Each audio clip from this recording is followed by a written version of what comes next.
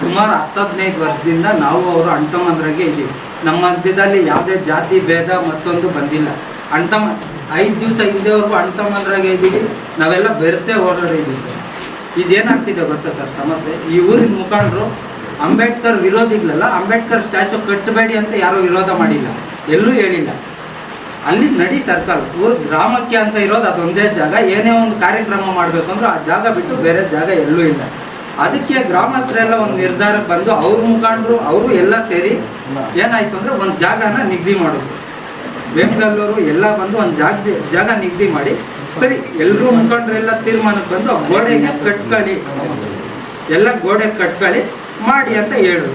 ಸರಿ ಆಯಿತು ಅಂತ ಹೇಳ್ಬಿಟ್ಟು ಅಲ್ಲಿ ಜಾಗ ಬಂದ್ಬಿಟ್ಟು ಈ ಕಡೆ ಹಾಲಿನ ಡೈರಿ, ಈ ಕಡೆ ಬಂದ್ಬಿಟ್ಟು ನ್ಯಾಯಬೆಲೆ ಅಂಗಡಿ ಇದೆ, ಮತ್ತು ಸ್ಕೂಲ್ ವ್ಯಾನು ಪ್ರತಿಯೊಂದು ಇದೆ. ಅದಕ್ಕೆ ಮುಂಚೆ 10 ವರ್ಷದಿಂದ ಅಲ್ಲಿ ಬೈರೇಗೌಡರು ಸ್ಟ್ಯಾಚ್ಯೂ ಇತ್ತು. ಇಂಡಿಪೆಂಡೆನ್ಸ್ ಡೇ ಸ್ವಾತಂತ್ರ್ಯ ದಿನಾಚರಣೆನೂ ಫ್ಲಾಗ್ ಹಾಸ್ಟಿಂಗ್ ಮಾಡ್ತಿದ್ದಿದ್ದು ಅಲ್ಲೇ.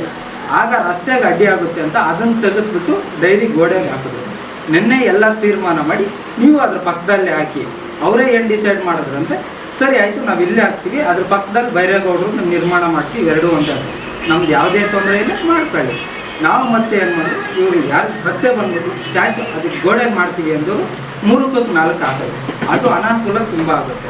ಅದಕ್ಕೆ ನಾವೊಂದು 4 ಜಾಗ ಹೇಳಿದ್ವಿ ಸರ್, ಇಲ್ಲಿ ಹಾಕಿ ನೀವು ಯಾವ ಜಾಗ ಹೇಳ್ತೀರ ಹೇಳಿ, ಆ ಜಾಗದಲ್ಲಿ ಯಾರಿಗೂ ತೊಂದರೆ ಆಗಬಾರ್ದು. ಯಾಕಂದರೆ ಇವತ್ತೊಂದು ದಿವಸ ಕೊಟ್ಬಿಟ್ಟು ಕಟ್ಟಿದ್ರೆ ನಾಳೆ ದಿವಸ ಅಲ್ಲೇನೋ ಒಂದು, ಇವತ್ತೊಂದು ದಿವಸ ಕಟ್ಟಿಬಿಟ್ಟು ಇವತ್ತಿನ ಅನುಕೂಲ ನಾವು ಮಾಡಬಾರ್ದು.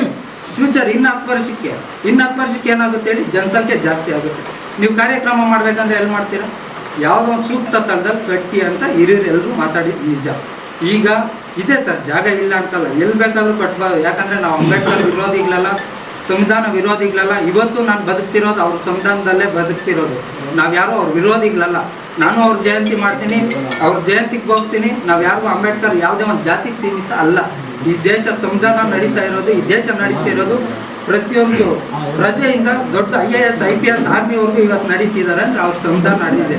ಇದನ್ನು ಯಾವುದೇ ಒಂದು ಗಲಭೆಗೆ ಅವಕಾಶ ಮಾಡಿಕೊಡ್ಬೇಕು. ಯಾಕೆಂದರೆ ಇವತ್ತು ಬಂದು ಹೇಳಿದ್ರು, ನೆನ್ನೆ ಸಾಹೇಬ್ರು ಹೇಳಿದ್ರು ಏನಂತ, ಮನೆ ಹತ್ರ ಬಂದರೆ ಪರ್ಕೆ ತೊಗೊಂಡು ನೋಡಿರಿ ಮತ್ತೊಂದು ಅಂತ. ಹಳ್ಳಿ ಅಂದಮೇಲೆ ಇದನ್ನ ರಾಜಕೀಯಕ್ಕೆ ತಂದಿಡ್ಬೇಡಿ ದಯವಿಟ್ಟು. ನಿಮ್ಮಲ್ಲಿ ಒಂದೇ ನಿಮಿಷ ಎಲೆಕ್ಷನ್ ಅಂತ ಬಂದಾಗ ನಾವು ಅವ್ರಿಗೆ ಮತ ನೀಡಿದ್ದೀವಿ, ಅವರು ನಮಗೂ, ನಾವು ಅವ್ರಿಗೆ ಜೊತೆ ನಿಂತು ದುಡ್ದಿದ್ದೀವಿ. ಅರ್ಥ ಆಯ್ತಾ? ಕೇಳಿ, ಅವರಿದ್ದಾರೆ, ಜೊತೆ ನಿಂತು ನುಡ್ದಿದ್ದೀವಿ. ಏನಕ್ಕಂದ್ರೆ ನಮ್ಮ ಯುವಕರು ಬೆಳಿಬೇಕು, ನಮ್ಮ ಯುವಕರು ನಮ್ಮ ಜೊತೆ ಇರಬೇಕು. ಒಂದೇ ಒಂದು ರೀಸೆಂಟ್ ಆಗ್ತದೆ, 2 ತಿಂಗಳಿಂದ ದಸರಾ ಮುಗಿದು, ದಸರಾ ಹಬ್ಬ ಬಂತು.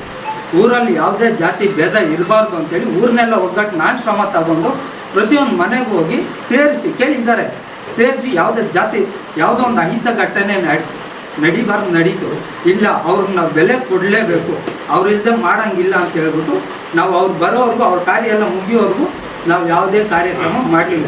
ಅದು ಮುಗಿದ ಮೇಲೆ ಅವ್ರನ್ನೂ ಜೊತೆಗೆ ಕರ್ಕೊಂಡು ಎಲ್ಲರೂ ಜೊತೆಯಾಗಿ ಹಬ್ಬ ಆಚರಣೆ ಮಾಡಿದ್ದೀವಿ ಸರ್.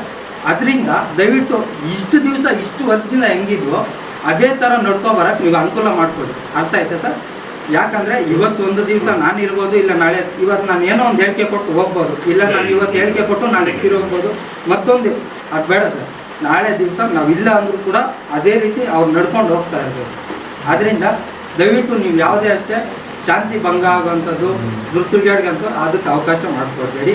ನೀವೇ ಬನ್ನಿ, ಸೂಕ್ತವಾದ ಜಾಗ ಸ್ಥಳ ಪರಿಶೀಲನೆ ಮಾಡಿ ಅಂಥದ್ರಲ್ಲಿ ಕಟ್ಟಿ ನಾವು ಬರ್ತೀವಿ, ಎಲ್ಲರೂ ಸೇರಿ ಮಾಡೋಣ. ನಾವು ಜೊತೆ ನಿಲ್ತೀವಿ, ಗ್ರಾಮಸ್ಥರೆಲ್ಲ ಸೇರಿ ಮಾಡೋಣ ಅದ್ದೂರಿಯಾಗಿ. ಬನ್ನಿ.